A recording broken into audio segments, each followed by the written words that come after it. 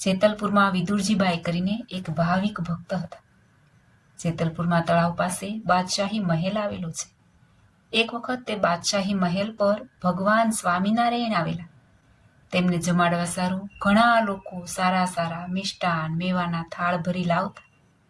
તેને જોઈ એ ગરીબ વિદુરજીબાઈએ પોતાના પતિને કહ્યું કે આ લોકો પ્રેમથી ભાત ભાતના ભોજન જમાડે છે, તેમ મારે પણ જમાડવાનો ઘણો ભાવ છે, પણ પૂર્વના પાપરૂપ પ્રારબ્ધના પરિણામે ઘરમાં કાંઈ નથી, શું જમાડીએ? પતિ કહે, ભગવાન તો ભાવના ભૂખ્યા છે, સ્નેહના તરસ્યા છે, દયાના સાગર છે, પણ કાંઈ મિષ્ટાન મેવાના ભૂખ્યા નથી. મૂર્તિમંત લક્ષ્મી તો તેમની હજુરમાં રહે છે.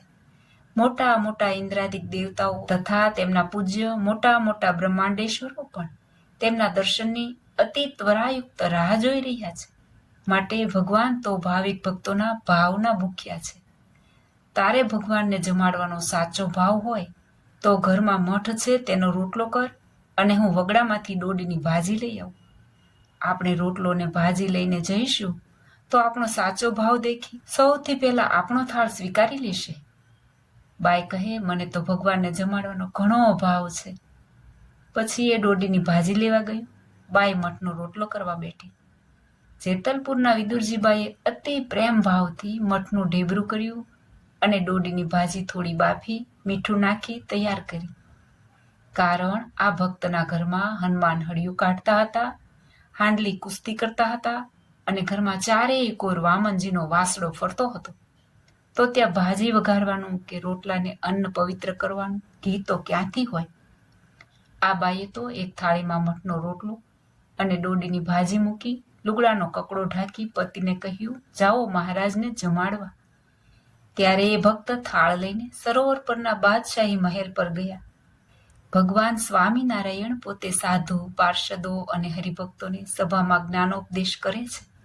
ત્યાં કેટલાક ભક્તો મિષ્ટાન મેવાના સુંદર રેશમી રૂમાલથી આચ્છાદિત કરેલા થાળ ભરીને જમાડવાને ઊભા છે. તેથી પાછળ પેલો વિપ્ર ઊભો રહ્યો.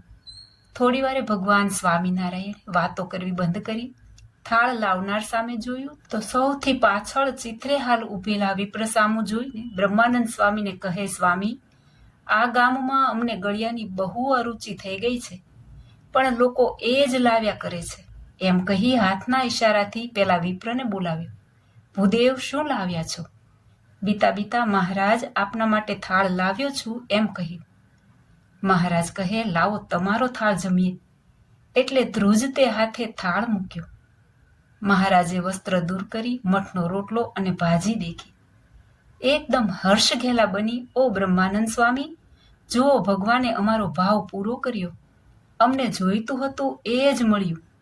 એમ કહેતા જ મઠનો રોટલો અને ભાજી જમવા મંડી પડ્યા. મહારાજ કહે, બ્રાહ્મણને તો આ લાવવાનું ભગવાને જ સુજાડ્યું હશે.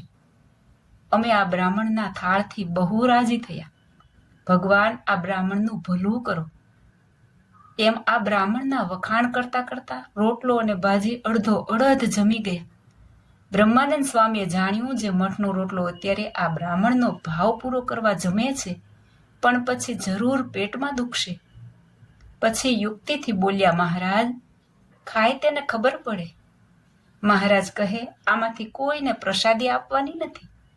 બ્રહ્માનંદ સ્વામીએ સુરા ખાચરને ઈશારો કર્યો કે કંઈક હાસ્ય કરી હાથમાંથી લઈ લો, નહીં તો મઠનો રોટલો પેટમાં પીડા કરશે.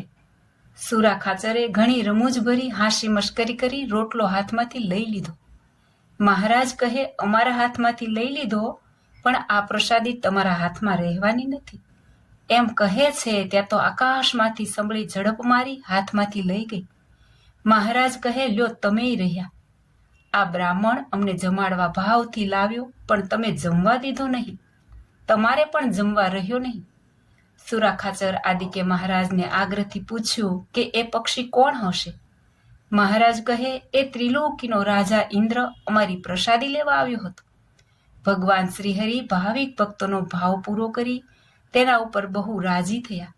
આવી રીતે ભગવાન શ્રીહરિએ અતિ ભાવે કરીને મઠનો રોટલો અને ભાજી જમી ભાવિક ભક્તનો ભાવ પૂરો કર્યો. આશા રાખું છું કે આ ચરિત્ર સાંભળવું આપને પણ ખૂબ જ ગમ્યું હશે. વિશેષ આવા ચરિત્રો સાંભળવા માટે હિન્દુ ગોડ લાઈફ ચેનલને સબસ્ક્રાઇબ કરજો અને આ વિડીયો ગમ્યો હોય તો એક લાઈક કરજો. જય સ્વામિનારાયણ.